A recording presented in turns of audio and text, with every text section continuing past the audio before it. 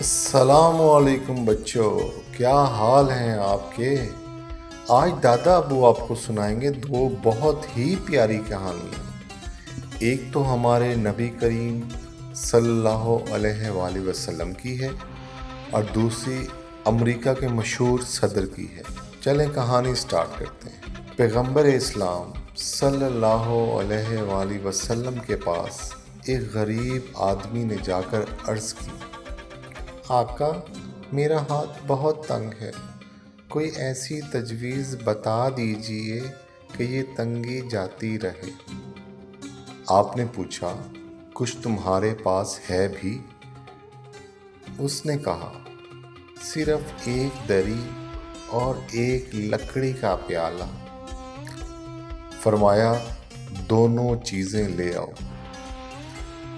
غریب اسی وقت دری اور پیالہ لے آیا، جنہیں آپ نے وہیں بیٹھے بیٹھے کسی کے ہاتھ 8 آنے میں بیچ دیا اور اسے دام دے کر فرمایا، اس میں سے 4 آنے کی تو ایک کلہاڑی لے آؤ اور 4 آنے کا آٹا آج کے لیے گھر دے آؤ۔ تھوڑی دیر بعد وہ آٹا گھر پہنچا کر اور کلہاڑی لے کر آپ کی خدمت میں دوبارہ حاضر ہو گیا تو آپ نے اپنے ہاتھ سے اس میں لکڑی کا دستہ لگا دیا اور فرمایا، جاؤ ہر روز جنگل میں جا کر اس سے لکڑیاں کاٹ لایا کرو اور انہیں بیچ کر گھر کا خرچ چلایا کرو۔ 15 دن بعد پھر آنا اور ہمیں اپنا حال سنا جانا۔ غریب نے 15ویں دن آ کر عرض کی، گھر کا خرچ چلا کر اس وقت میرے پاس 2 روپے موجود ہیں۔ آپ بہت خوش ہوئے اور وہ شخص تھوڑے عرصے میں بہت خوشحال ہو گیا۔ بچوں، آپ نے دیکھا کام کی برکات، کام اور محنت کرنی چاہیے، اس سے بندہ خوشحال ہوتا ہے۔ چلیں میں آپ کو سناتا ہوں اب دوسری کہانی، میں جھوٹ نہیں بولوں گا۔ ایک شریف آدمی نے نہایت شوق سے گھر کے پاس ایک چھوٹا سا باغ لگا رکھا تھا، جسے وہ ہر روز اپنے ہاتھ سے سینچتا۔ ایک دن وہ کہیں باہر گیا ہوا تھا کہ اس کا چھوٹا لڑکا ہاتھ میں آری لیے باغ کی سیر کو نکلا۔ اس نے آری کو آزماتے آزماتے ایک سب سے اچھا درخت کاٹ دیا۔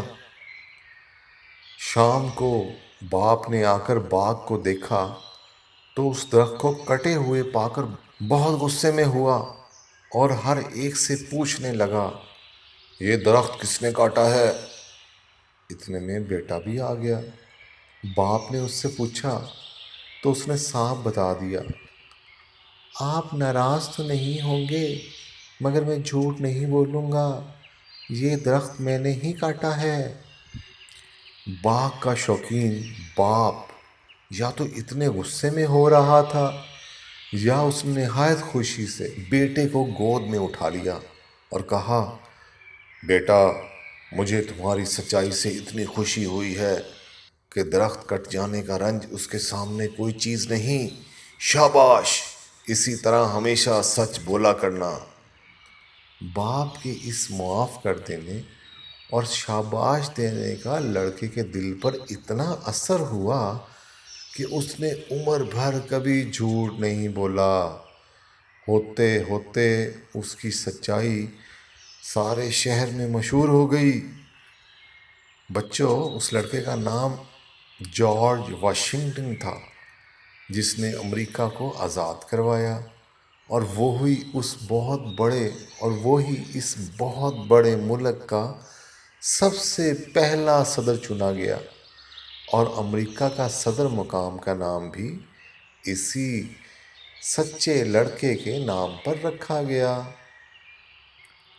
بچوں، اس چینل پہ میں نے بہت ساری اور کہانیاں بھی ہیں جو آپ سن سکتے ہیں۔